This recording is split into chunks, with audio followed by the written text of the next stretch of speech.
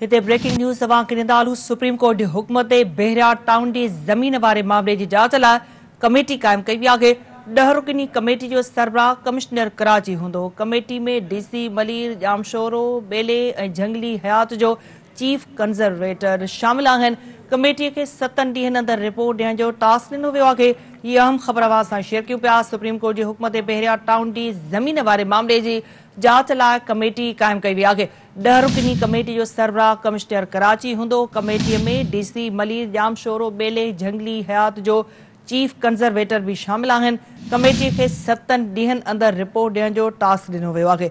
अहम ख़बर खां नाज़रीन अव्हांखे अपडेट कंदा पिया आहियूं त सुप्रीम कोर्ट जे हुक्म ते बहिरिया टाउन जी ज़मीन वारे मामले जी जांच लाइ कमेटी क़ाइमु कई वई आहे। 10 रुकनी कमेटी जो सरबराह कमिश्नर कराची हूंदो। सुप्रीम कोर्ट जे हुक्म ते बहिरिया टाउन जी ज़मीन वारे मामले जी जांच लाइ कमेटी क़ाइमु कई वई आहे।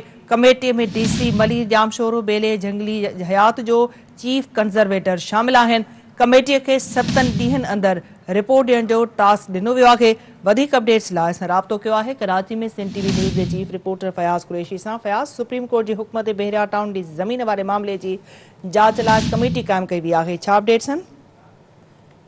बिल्कुल मिदा सुप्रीम कोर्ट की क्रिमिनल पिटीशन नंबर 8658/2018 जे बुनियाद ते सुप्रीम कोर्ट पारां बहिरिया टाउन जी ज़मीन मामले आहे उन ते जांच कमेटी क़ाइमु करण जो हुकुम ॾिनो हुयो। उन हवाले सां chief secretary Sindh doctor Mohammad Fakhar Alam पारां जांच कमेटी क़ाइमु करे इन हवाले सां बाज़ाब्तो तौर ते नोटिफिकेशन जारी करे छॾियो आहे। कमेटी बहिरिया टाउन खे ज़मीन ॾिनल आहे उन जे हवाले सां 7 ॾींहनि जे अंदरि रिपोर्ट जोड़े उनखे टास्क ॾियण जी हिदायत कई वई आहे।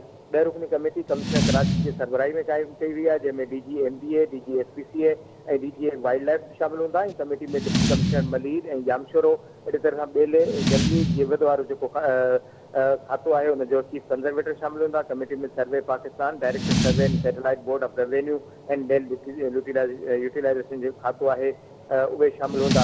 कमेटी बहिरिया टाउन जी हक़ीक़ी ज़मीन ऐं मौजूदा ज़मीन आहे उनजो जाइज़ो वठंदी। अहिड़ी तरह सां कमेटी खे बहिरिया टाउन वटि इज़ाफ़ी ज़मीन आहे उनजो बि जाइज़ो वठण जे हवाले सां हुकुम कयो वियो आहे। कमेटी खे ख़ानगी माण्हुनि खां वरितल ज़मीन आहे उन्हनि जा बि मुख़्तलिफ़ पहलू आहिनि उन्हनि जो जाइज़ो वठंदी। इन हवाले सां कमेटी खे टास्क ॾिनो वियो आहे उन में फोटोग्राफिक ऐं टोपोग्राफिक गूगल नक्शनि जे ज़रिए रिपोर्ट ॾियण जे हवाले सां हुकुम कयो वियो आहे त 7 ॾींहनि जे अंदरि इहा रिपोर्ट चीफ सेक्रेटरी सिंध खे कमिश्नर कराची जे सरबराही में जुड़ियल कमेटी आहे उहा रिपोर्ट ॾींदी, जंहिंखां पोइ इहा रिपोर्ट सुप्रीम कोर्ट जे आॾो पेश कई वेंदी त बहिरिया टाउन पारां माण्हुनि सां ज़्यादती कई वियूं आहिनि या सरकारी ज़मीन उनखे फ्रॉड जे ज़रिए हेरफेर करे पंहिंजे खातनि में मुंतक़िल करण जी कोशिश कई आहे त उनखे समूरनि पहलुनि खां जाइज़ो वठी सुप्रीम कोर्ट में रिपोर्ट जमा थींदी त उन ते सुप्रीम कोर्ट जी बेंच आहे उहा वधीक कार्रवाई जे हवाले सां वधीक फ़ैसिलो कंदी। ठीकु आहे फयाज़, अपडेट करण लाइ वॾी महिरबानी अव्हांजी।